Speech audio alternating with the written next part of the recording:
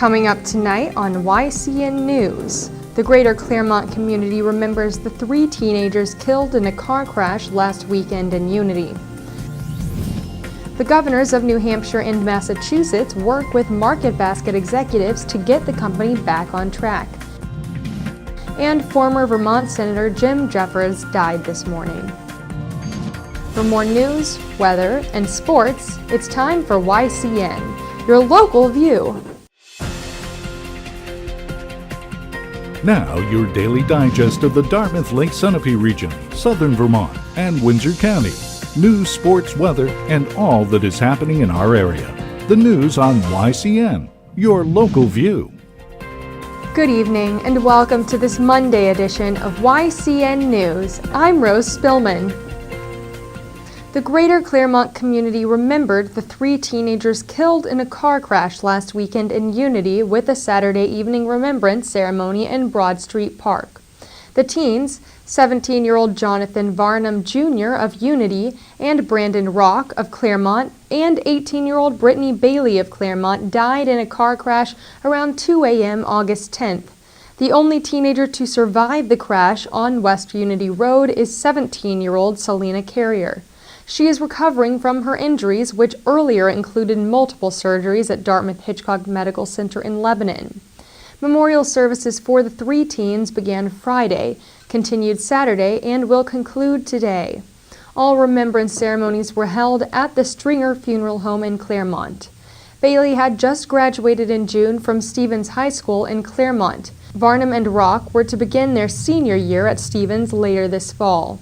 Since last weekend, flowers, candles, and cards for the teens were left by classmates and friends and family at the crash site. The crash that totaled the Saab in which the teens were riding remains under investigation by New Hampshire State Police. A portion of the home the car hit once it broke apart and the homeowner's yard also were damaged due to the force of the collision. The governors of New Hampshire and Massachusetts are working with Market Basket executives, including 2 members of its founding family, to help the company get back on track.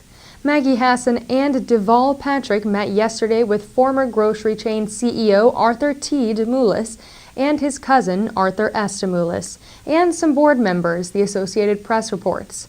Arthur S. DeMoulis controls a slightly greater share of the company, giving him the upper edge.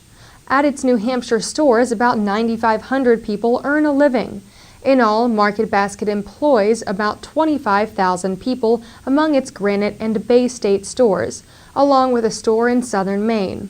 Shoppers, in part to support the employees, wish to have Arthur T. DeMoulis return as CEO, have largely abandoned buying groceries at the chain store. Today, non-perishable foods can be found at Market Basket stores, yet not perishable items including produce, dairy, and meat items. Senior warehouse management employees and the company's buyers have either left the company upon Artie's firing or have refused to make warehouse deliveries. The situation between the 2 feuding cousins and the board has trickled down to rank-and-file store associates and managers. Sales continue to drop with fewer customers buying groceries at Market Basket. For the last several weeks, New Hampshire and Massachusetts state officials have been keeping an eye on Market Basket. Now, Governors Hassan and Patrick, in an unprecedented move, will try to bring a solution to the company's problems. Arthur T. DeMoulis wants to buy the company from his cousin. Market Basket associates say he is the only person they will work for, not the 2 new CEOs hired to replace Arthur T. He was a trailblazer in the U.S. Senate, and members of the Vermont delegation are remembering their former colleague Jim Jeffords. Jeffords died this morning, a family spokesman tells Vermont Public Radio. Jeffords in May 2001 switched his party allegiance. He became an independent rather than a Republican. This change upset the balance of power in the U.S. Senate, taking away the GOP majority, VPR reports. Jeffords continued to serve as an independent in the Senate until his 2006 retirement. Earlier in his local political career, Jeffords served as Vermont Attorney General. This afternoon, Senator Patrick Leahy remembered Jeffords as a friend from Vermont, determined to make a difference for the country. U.S. Representative Peter Welch thanked Jeffords for having the courage of his convictions as he served the nation. Welch cited Jeffords' work on making sure children with disabilities had equal access to public education. It was this issue that, for Jeffords, led him to change parties, reports the Associated Press. Jeffords was angry about then-President George W. Bush's opposition to the Individuals with Disabilities Education Act. Jeffords also championed environmental causes, said Welch. On a cultural note, Welch said in a statement Jeffords founded the annual Congressional Arts Competition. When YCN News returns, we'll continue with more news. The YCN News continues in a moment. Welcome back to YCN News. I'm Rose Spillman. A 26-year-old Guilford, Vermont man is being held on $25,000 bail, charged with aggravated assault and obstruction of justice for allegedly shooting another man early Saturday morning. Around 4:20 a.m. Saturday, Vermont State Police learned from Brattleboro Police that a 39-year-old man from Wisconsin had been brought to the Brattleboro Memorial Hospital emergency room with a gunshot wound. The victim, Edward Carter, is in critical condition. Police say that Baker allegedly shot Carter after a fight.